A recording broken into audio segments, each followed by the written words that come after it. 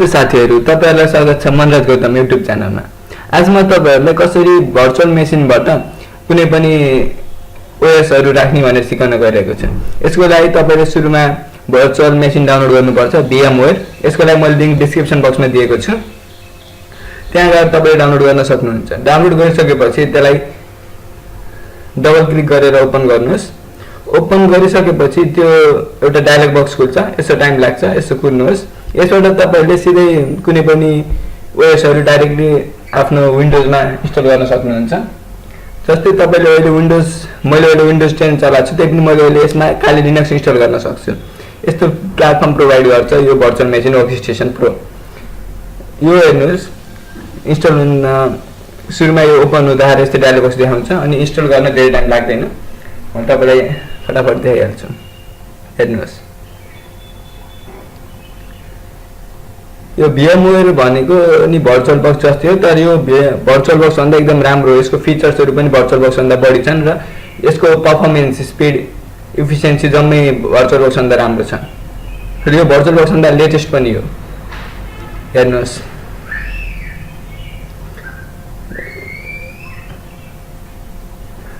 अब एउटा dialogue box खुल्ने छ।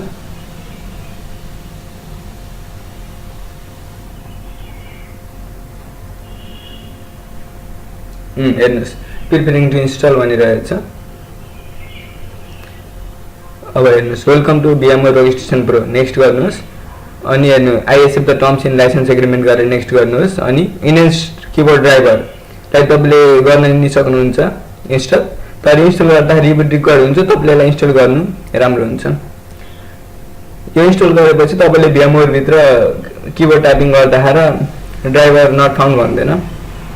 यसलाई टिक मार्क गरेर नेक्स्टमा क्लिक गर्नुहोस्।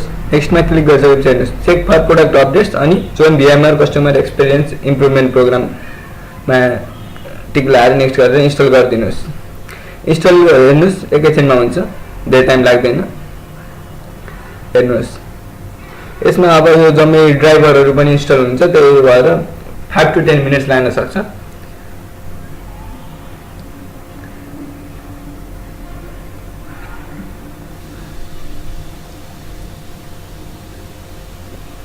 भर्चुअल नेटवर्क ड्राइभर्सहरु इन्स्टल हुन्छ।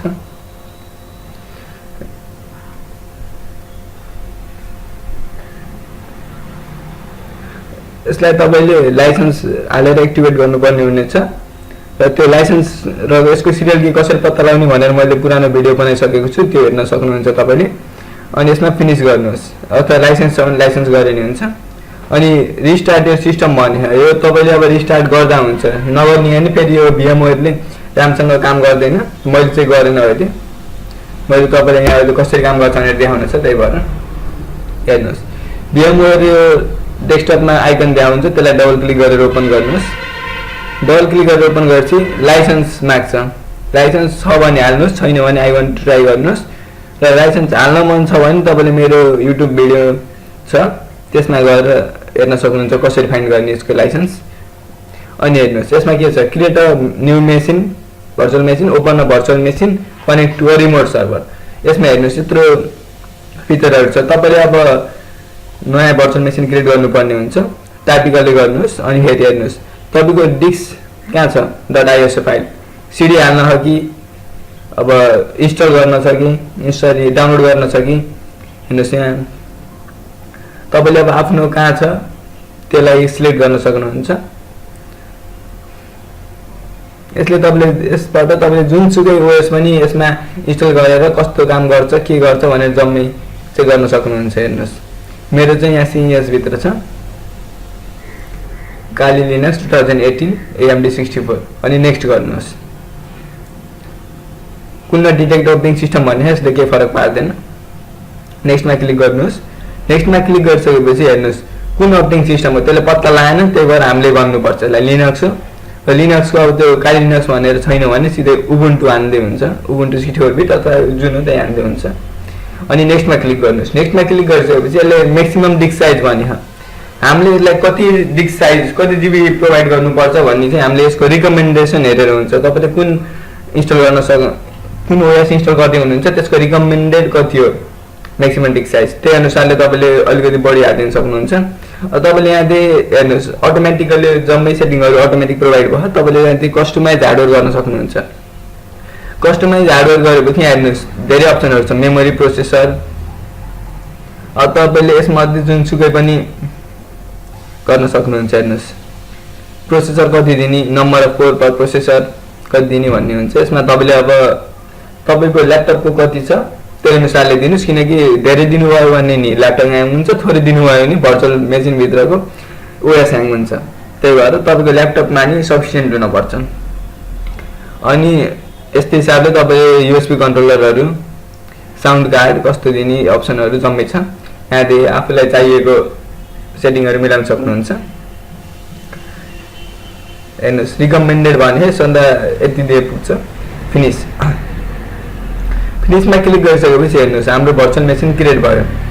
क्रिएट भइसकेपछि हेर्नुस् यस्तो देखाउँछ। यस्तो देखाएपछि तपाईले यसलाई अन गर्नको लागि यहाँ स्टार्ट बटन छ, power on this virtual machine, power on this virtual machine भन्ने छ। हेर्नुस् यो क्लिक गरिसकेपछि हेर्नुस् यस्तो लोड हुन्छ। अब यसमा भने ओके गरिदिनुस्। अब तपाईले हेर्नुस् काली लिनक्स लोड भयो। अब यसलाई तपाईले कसरी रन गर्नुहुन्छ, लाइभ AMD64 अथवा लाइभ AMD64 फेल सेफ यस्तै छ। हेर्नुस् लाइभ यूएसबी पर्सिस्टेन्स तपाईले जुन हिसाबले इन्स्टल गर्न सक्नुहुन्छ। तपाईलाई कुन चलाउन मन छ त्यही अनुसारले मैले लाइभ AMD64 गर्छु। यो गरिसकेपछि यसको जम्मै ड्राइभरहरु लोड हुन्छ। लोड भएपछि हेर्नुस् अब यहाँ चाहिँ तपाईले यसलाई फुल स्क्रिन गराउन सक्नुहुन्छ। अब हेर्नुस् सर्भरमा कनेक्ट गर्न सक्नुहुन्छ। अब भर्चुअलाइज फिजिकल मेसिन, आफ्नो फिजिकल मेसिनलाई भर्चुअलाइज गर्न सक्नुहुन्छ। यहाँ चाहिँ तपाईले यो स्क्रिनलाई कुन मोबाइलमा अथवा कुनै पनि डेस्कटपमा अथवा यसलाई तपाईले शो गर्न सक्नुहुन्छ। यसको धेरै फिचर्सहरु छ VMware Workstation को। अब हेर्नुस् यसमा अब तपाईले काली लिनक्स लोड भइसकेको छ। यो त्यसको डेस्कटप हो भन्नु खोजेको, यो होम स्क्रिन हो त्यसको। हेर्नुस् यसमा धेरैहरु बिल्ट इन छ। हेर्नुस् इन्फर्मेसन ग्यादरिङ, यो चाहिँ पासवर्ड अट्याक्स कसरी, हाइड्रा, जोनी, ह्याशक्याट यस्तै युज गर्न सक्नुहुन्छ तपाईले। यस्तै यसमा धेरै बिल्ट इन सफ्टवेयरहरु छन्, तिनी युज गर्न सक्नुहुन्छ। तपाईले विन्डोज भित्र पनि काली लिनक्स युज गरेर धेरै कुरा गर्न सक्नुहुन्छ। हेर्नुस् यसमा अझै हेर्नुस् यहाँ एप्लिकेसनहरु, information gathering, vulnerability analysis, web application analysis यस्तै यस्तै छन्। हेर्नुस्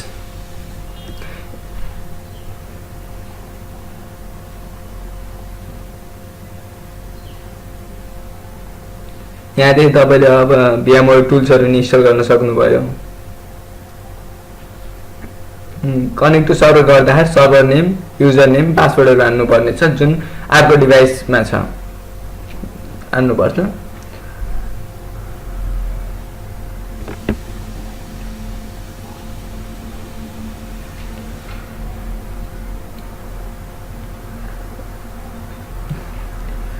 धन्यवाद। यस्तै भिडियोहरु हेर्न चाहनुहुन्छ भने मेरो YouTube च्यानललाई सब्स्क्राइब गर्नुहोस् र यो भिडियोलाई लाइक, कमेन्ट, शेयर गर्न नबिर्सिनुहोस्।